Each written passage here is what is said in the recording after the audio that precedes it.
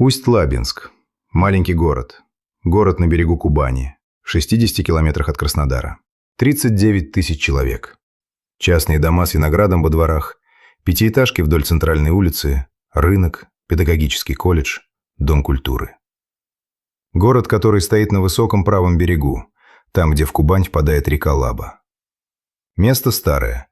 Крепость здесь заложил еще Суворов в конце XVIII века. С тех пор многое изменилось, но дух остался. Провинция. Размеренность. Жизнь, в которой главные события – урожай, свадьбы и выпускные. Здесь все друг друга знают. Молодежь либо уезжает в Краснодар за большой жизнью, либо остается и находит дело на месте. Работают в сельском хозяйстве, в торговле, на переработке. Кто-то открывает маленький бизнес. Кто-то ведет детские кружки. Кто-то устраивает праздники. Тихое, спокойное место. Из тех, где двери не запирают. Из тех, где ничего не случается. Апрель 2023-го. На Кубани разгар весны. Цветут сады, зеленеют поля. По вечерам еще прохладно, но днем уже тепло. Обычная кубанская весна. Обычная жизнь обычного города. А потом здесь случилось то, о чем писали федеральные СМИ. То, что разделило жизнь нескольких семей на «до» и «после». И то, что поставило перед всей страной вопрос, на который до сих пор никто не ответил. 28 апреля. Пятница. Вечер. Кирилл Чубко, 37 лет, и Татьяна Мастыка, 19 лет, собираются на выезд. Они – аниматоры. Кирилл руководит небольшим агентством по организации детских праздников. Татьяна – его коллега, помощница, студентка педагогического колледжа. Сегодня у них заказ в станице Крыловской. Это около 150 километров от Усть-Лабинска, если по трассе. Детский день рождения. Костюмы, конкурсы, музыка, шарики. Обычная работа. Кирилл – человек, которого в городе знали. Женат, маленький сын. Жена Дарья. Он занимался праздниками не от безысходности, а потому что любил это дело. Организовывал мероприятия, выступал, веселил детей. Для маленького города фигура заметная. Не бизнесмен в пиджаке, а парень, который приезжает на день рождения в костюме пирата и делает так, чтобы ребенок смеялся. Татьяна приехала в Усть-Лабинск из поселка Матыгино Красноярского края. Маленький поселок на Ангаре. Мама растила ее одна, Таню и младшего брата. После 9 класса Татьяна решила уехать. Не от мамы, к будущему. В Усть-Лабинске жила ее крестная, и девочка перебралась на Кубань. Поступила в педагогический колледж. Стала подрабатывать аниматором у Кирилла. Ей нравилось. Она была из тех, кто в 19 лет уже живет самостоятельно. Сам зарабатывает, сам за себя отвечает. Она хотела встать на ноги и помогать маме. Это было ее главное стремление. Они отработали мероприятие в Крыловской. Все прошло хорошо. Поздно вечером сели в машину Кирилла, белый Hyundai, и поехали домой. Впереди долгая ночная дорога по трассе М4 Дон. Кубанская степь, поля, лесополосы, редкие огни. Дорога, которую они проезжали десятки раз. Где-то в районе станицы Березанской машина влетела в яму, пробила колесо. Время – глубокая ночь. Трасса пустая. Ни мастерских, ни заправок рядом. Кирилл остановился на обочине. Ситуация неприятная, но не смертельная. Так казалось. Через несколько минут рядом остановилась другая машина. Из нее вышли 3 мужчин. Предложили помощь. Один из них был разговорчивый, уверенный. Сказал, что может свозить за запасным колесом в Березанскую. Кирилл согласился. У него не было причин отказываться. Ночь. Безлюдная трасса. Рядом 19-летняя девушка. Любой бы принял помощь. Кирилл не знал, что эти 3 выехали на трассу не случайно. Они не ехали мимо.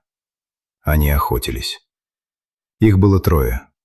Демьян Киваркьян, 31 год. Арам Татасян, Анатолий Двойников. Все местные, все с прошлым. Но главным был Киваркьян. Он был не просто уголовник. Он был профессиональный хищник, для которого трасса – место работы. Но об этом позже. Сначала о том, что произошло той ночью. Помощь оказалась ловушкой. Трое мужчин напали на Кирилла и Татьяну. Связали их, угрожали ножом. Забрали телефоны. Потребовали пин-коды от банковских карт. Аниматоры отдали все. У них не было выбора. Двое безоружных людей против троих вооруженных мужчин на пустой ночной трассе. Дальше началось то, что следствие потом восстановит по минутам. Преступники возили связанных аниматоров по ночным станицам Кубани. Березанская, Ирклеевская, Каневская. Останавливались у банкоматов. Один из них, в капюшоне, лицо закрыто, снимал наличные с карт Кирилла и Татьяны. Камеры видеонаблюдения зафиксировали эти моменты. Человек в капюшоне. Ночь. Пустая улица. Экран банкомата. Всего они сняли около 190 тысяч рублей. Забрали украшения. По меркам любого преступления небольшие деньги.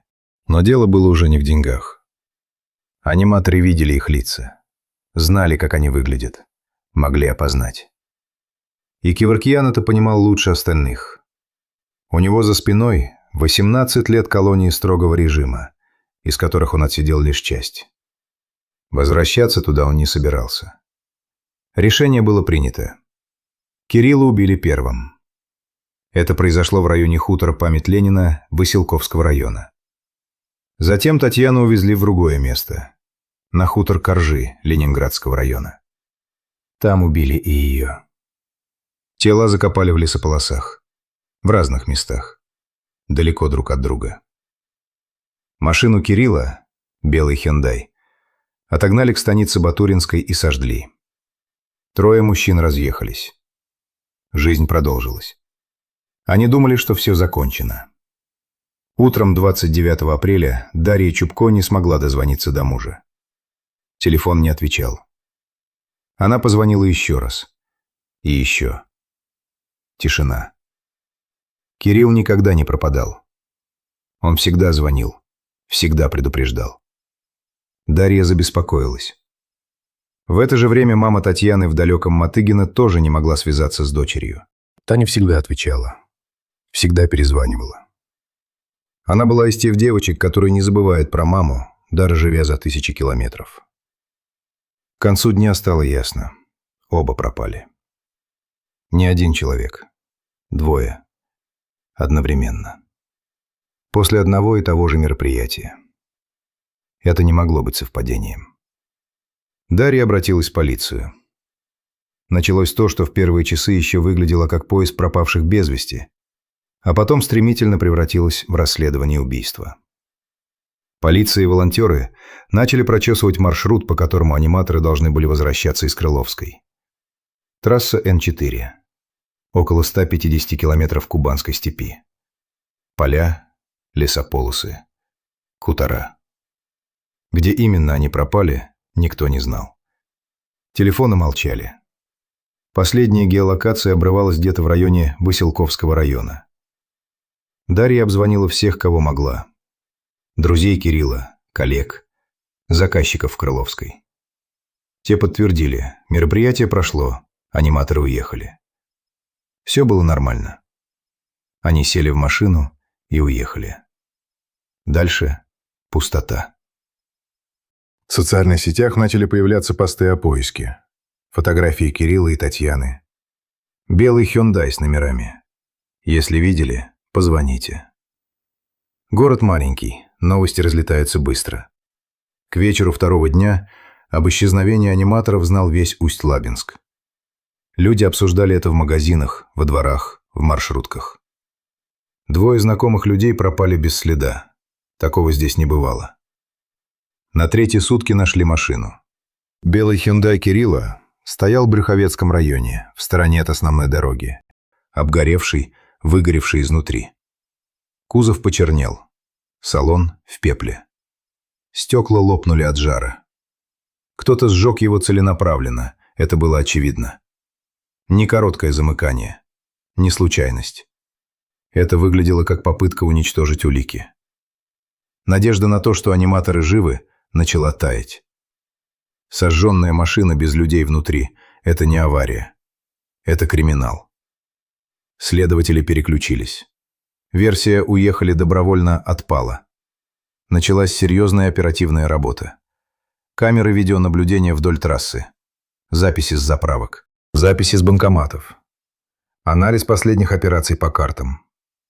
И вот здесь преступники допустили ошибку, которую допускают почти все.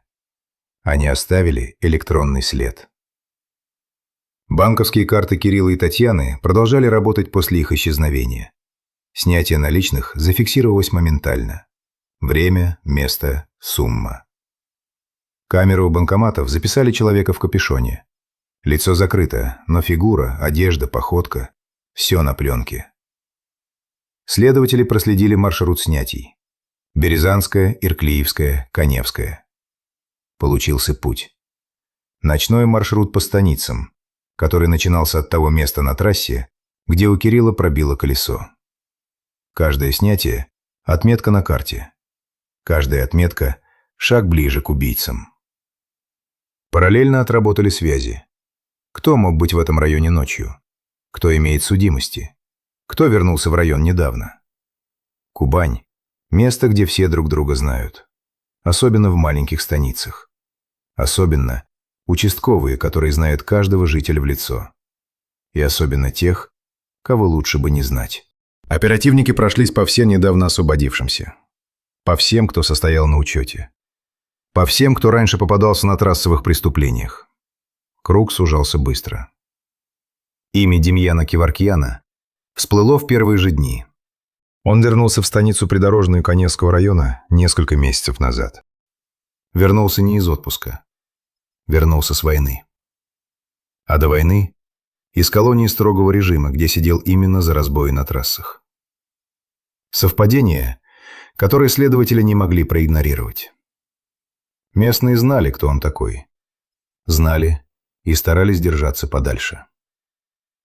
3 мая 2023 года, через 5 дней после убийства, всех троих задержали. Кеваркьяна, Татасяна и Двойникова взяли в разных районах Краснодарского края. Кеваркьян находился в Краснодаре, Татасян – в Тихорецком районе, Двойников – в Обширонском. Они разъехались, но не спрятались. Не бежали из страны, не меняли документы, не залегли на дно. Они просто разошлись по домам, как будто ничего не произошло. Как будто ночь на трассе была обычной ночью. При задержании Татасян и Двойников начали давать показания почти сразу. Они рассказали, где искать тело. Кирилла Чубко нашли в лесополосе недалеко от станицы Ирклиевской. Татьяна Мастыка – в Ленинградском районе, на хуторе Коржи. Их закопали. 4 мая суд арестовал всех троих на 2 месяца. Начало долгого пути через следствие и суд. Пока арестованные сидели в следственном изоляторе, Усть-Лабинск и далекое Мотыгино готовились к прощанию. Татасян и Двойников сразу указали на Кеваркьяна как на организатора. Он придумал. Он спланировал. Он выбрал трассу. Он решил, что аниматоров нельзя оставлять в живых, потому что в машине остались отпечатки, потому что они видели лица. Татасян и Двойников – исполнители. Он – мозг. Кеваркьян молчал. Потом начал отрицать. Он не признал ни одного обвинения. Ни тогда, ни потом. 7 мая Татьяну Мастыка похоронили. Не на Кубани, в Красноярске, на Бадалыкском кладбище. Тело перевезли через всю страну. 4000 километров. Деньги на транспортировку и похороны собирали неравнодушные люди со всей России. Мама Таня работала, но средств не хватало. Незнакомые люди переводили деньги, писали слова поддержки. Кто-то перечислял по 100 рублей, кто-то по несколько тысяч. Собрали нужную сумму за несколько дней. Так бывает, когда государство не справляется, люди берут на себя то, что должна была сделать система. Кирилла Чубко похоронили в Усть-Лабинске. Город прощался с человеком, который дарил праздники чужим детям. Пришли коллеги, друзья, заказчики, для детей которых он устраивал дни рождения. Осталась жена Дарья. Остался маленький сын, который еще не понимал, что произошло. Который вырастет без отца. И которому однажды придется узнать, почему. Теперь о том, кто их убил. Демьян Кеворкиян родился примерно в 92 году. Уроженец Новороссийска. Вырос в станице Придорожника Невского района. Небогатая семья. Частный дом. Мать. Ничего выдающегося. Ничего, что объясняло бы то, кем он стал. Он начал рано. Еще подростком попал в поле зрения полиции. Кражи, мелкие хулиганства, побеги. В 15 лет – кража из магазина. Суд направил его в специальное учебно-воспитательное учреждение закрытого типа. Это заведение для малолетних правонарушителей, которых обычная школа уже не держит. Он сбегал оттуда. Возвращали. Снова сбегал. В 17 лет его объявили в федеральный розыск. Не за убийство, за побег и кражи. Но масштаб уже впечатлял. В 17 лет в розыске по всей стране. Дальше по нарастающей. Угоны, грабежи, вымогательство, незаконное оружие. Кеворкиян не просто нарушал закон. Он жил по другую сторону от закона. Это была не случайная криминальная карьера. Это был осознанный выбор. В 24 года он попался по-крупному. Следствие установило, что Кеворкиян организовал банду, которая промышляла разбойными нападениями на кубанских трассах. Они останавливали машины, грабили водителей, угоняли автомобили. Во время одного из нападений убили человека. В 2016 году суд вынес приговор. 18 лет колонии строгого режима. За бандитизм, разбой и убийство.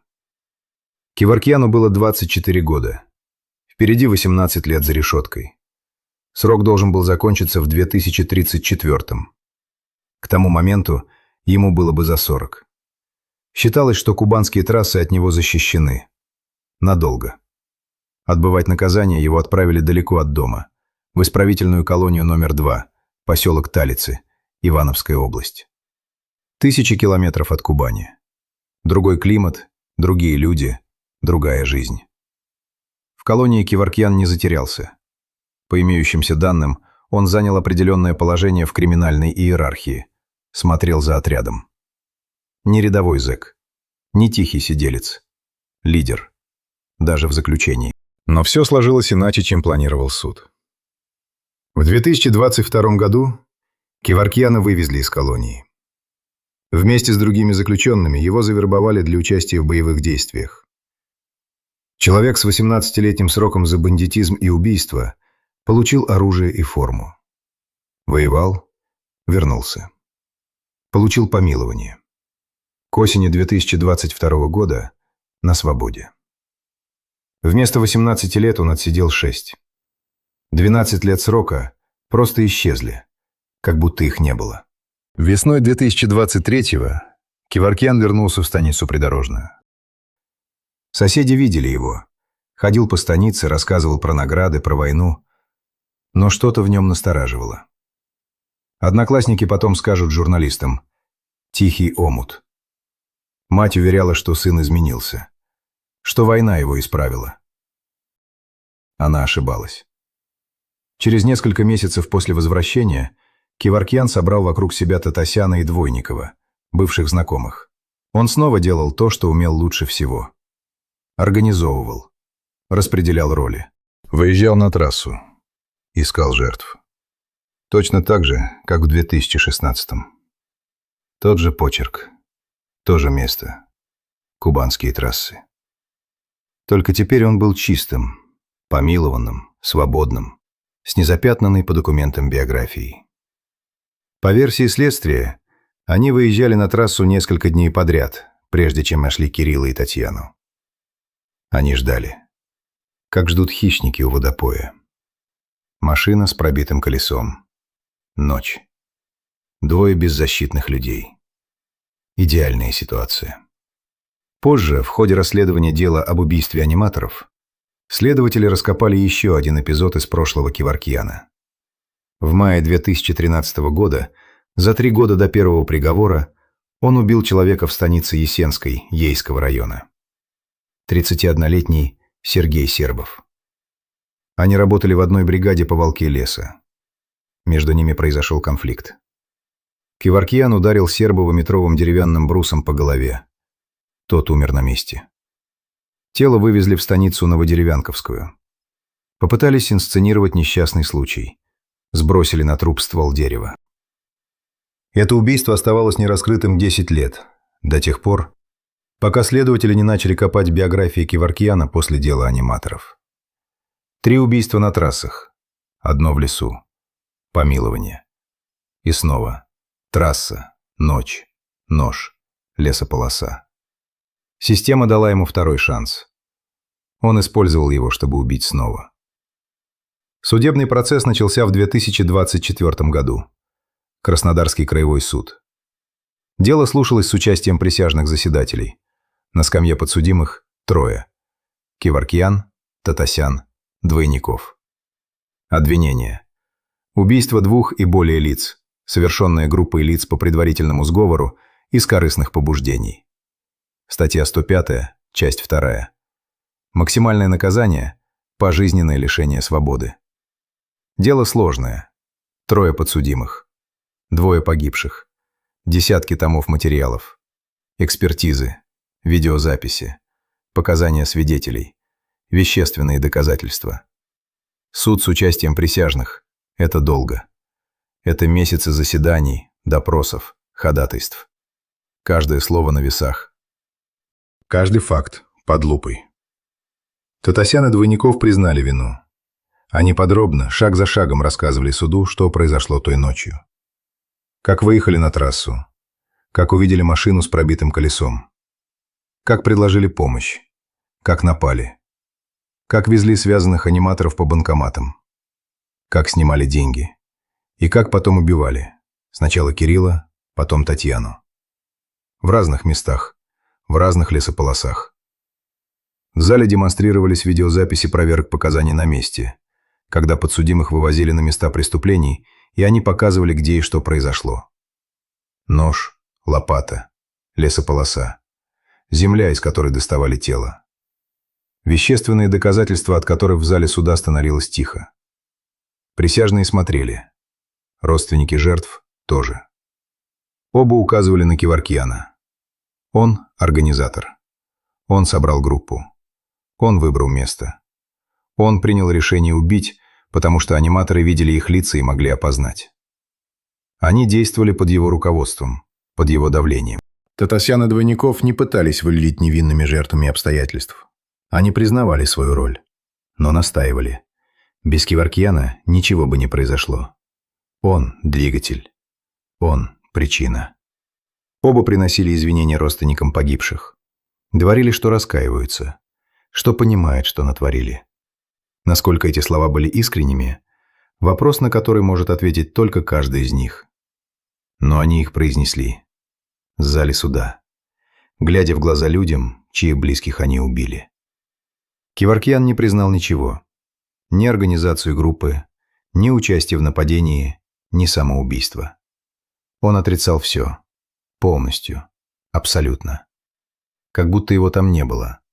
Как будто 2 его подельников, лжецы, следствие ошиблось, а улики подброшены.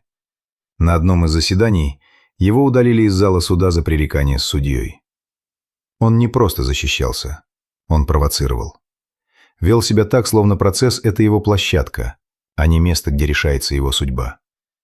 Мать Кеворкияна говорила журналистам, что ее сын невиновен, что его оговорили, что война его изменила в лучшую сторону. Она верила в это. Или хотела верить. Трудно сказать, что тяжелее.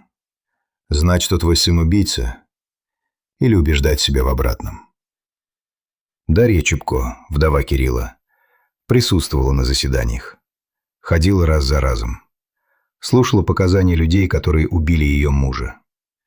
Слушала подробности того, как его связывали, как возили по ночным станицам, как он провел последние часы своей жизни, связанный в чужой машине, рядом с 19-летней девочкой, понимая, что помощи не будет. Это был ад, растянутый на месяцы судебных слушаний. Ад, из которого нельзя выйти, потому что уйти значит сдаться. Значит, не довести до конца. Значит, предать память. Пока шел суд, Дарья столкнулась с еще одним ударом. Она пыталась жить дальше. Со временем начала делиться в социальных сетях новостями из своей жизни. И получила волну ненависти от незнакомых людей, которые считали, что вдова не имеет права на счастье. Что она должна горевать вечно. Что улыбка на ее фотографии – это предательство. Маленький город, чужие глаза, чужие мнения. Как будто потерять мужа недостаточно. В мае 2026 года, через 3 года после убийства, судебное следствие наконец завершилось. Начались прения сторон. Гособвинитель подробно, минута за минутой, восстановила хронологию преступления. Показала, как Кеваркьян создал группу, как распределил роли, как руководил действиями сообщников на каждом этапе, от нападения до сокрытия тел. Подчеркнула его предыдущие судимости, схожий почерк, нападения на трассах. Указала на то, что человек с 18-летним сроком за бандитизм и убийство оказался на свободе через 6 лет и убил снова. Тем же способом. На той же кубанской трассе. Процесс идет к финалу. После прений подсудимым будет предоставлено последнее слово. Потом присяжные уйдут на совещание. Они будут решать один вопрос. Виновны или нет? Вердикт впереди. Но каким бы он ни был, он уже ничего не изменит для 2 семей, которые потеряли своих близких той апрельской ночью. Эта история не про банду, не про трассу, не про банкоматы. Эта история про систему, которая дала сбой, и про цену этого сбоя. Демьян Кеваркьян не случайный преступник, не человек, которого жизнь сломала и толкнула за край. Он начал осознанно. В 15 лет – первая кража, в 17 – федеральный розыск. В 24 – лидер банды, нападавший на водителей на кубанских трассах. Убийство. 18 лет приговора. В 30 – помилование после службы в ЧВК. В 31 – снова трасса, снова нож, снова лесополоса. Снова 2 мертвых. Каждая точка на этой линии – это момент, когда система могла его остановить. Специальное учебное заведение закрытого типа. Он сбегал оттуда, и его возвращали, и он снова сбегал. И никто не смог ничего с этим сделать. Колония строгого режима. Не исправила, не сломала, не остановила. 18 лет приговора. Не удержали. Его выпустили досрочно, дали оружие, отправили на войну, а потом на свободу. С чистой совестью государства. С помилованием в кармане. Никто не проверил, кого именно выпускают. Никто не оценил риски. Никто не поставил на учет. Никто не проследил. Человек, осужденный за бандитизм и убийство, вернулся в тот же район, на те же трассы, и через несколько месяцев собрал новую банду. Сценарий повторился с пугающей точностью, как будто 6 лет колонии и война не произошли. Как будто была пауза, и он нажал «продолжить». Можно спорить о войне, о помиловании, о праве на второй шанс, о том, заслуживает ли человек возможности начать заново. Но есть разница между вторым шансом и безответственностью. Второй шанс – это когда общество дает человеку возможность и следит за результатом. Безответственность – это когда выпускают и забывают. Когда помилование – это не начало нового пути, а просто открытая дверь. Без условий, без контроля. Без последствий. До тех пор, пока последствия не оказываются необратимыми. Кирилл Чубко и Татьяна Мастыка стали этими последствиями. И они не единственные. В ходе расследования их убийства следователи раскрыли еще одно преступление Кеваркьяна. Убийство Сергея Сербова в 2013 году. 10 лет это дело лежало нераскрытым. 10 лет семья Сербова не знала, что с ним произошло. И только гибель 2 аниматоров дала ответ. Запоздалый, горький, бесполезный для тех, кто ждал. Сколько еще таких дел? Сколько людей, помилованных за службу, вернулись к тому, от чего их посадили? Этого никто не считает. Или считает, но не говорит. Потому что цифры неудобные. Потому что за каждой цифрой конкретный человек. С именем. С семьей. С жизнью, которая оборвалась. Кирилл мог бы сейчас собирать сына в школу. Придумывать новую программу для детского праздника. Ехать на очередной заказ в очередную станицу. Возвращаться домой поздно вечером, уставший, но довольный. Обнимать жену. Целовать сына перед сном. Заниматься тысячей мелких вещей, из которых складывается нормальная, обычная, счастливая жизнь. Его сыну сейчас несколько лет. Он растет без отца. Однажды ему расскажут, почему. Татьяна могла бы окончить педагогический колледж, получить диплом, устроиться на работу, может быть учителем, может быть воспитателем. Она любила детей, любила праздники, любила делать людей счастливыми. Может быть, она вернулась бы к маме в Мотыгино, маленький поселок на Амгаре, где ее ждали. Может быть, осталась бы на Кубани, начала бы карьеру, влюбилась бы, вышла бы замуж, родила бы детей, жила бы. Ей было 19. Вся жизнь впереди. Вся жизнь украдена. Ее мама осталась одна с младшим сыном. В поселке за 1000 километров от места, где погибла ее дочь. Денег на похороны у нее не было. Собирали незнакомые люди со всей страны. Люди, которые прочитали новости, не смогли пройти мимо. Люди, которые перечислили деньги, чтобы 19-летнюю девочку похоронили достойно.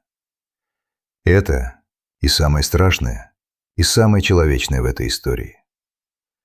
Что государство не защитило, а незнакомые люди помогли. Хотя бы с похоронами. Вместо 2 жизней 2 холма земли в разных концах страны. Красноярский край и Усть-Лабинск. 4000 километров между 2 могилами. И одна ночь на трассе, которая все перечеркнула.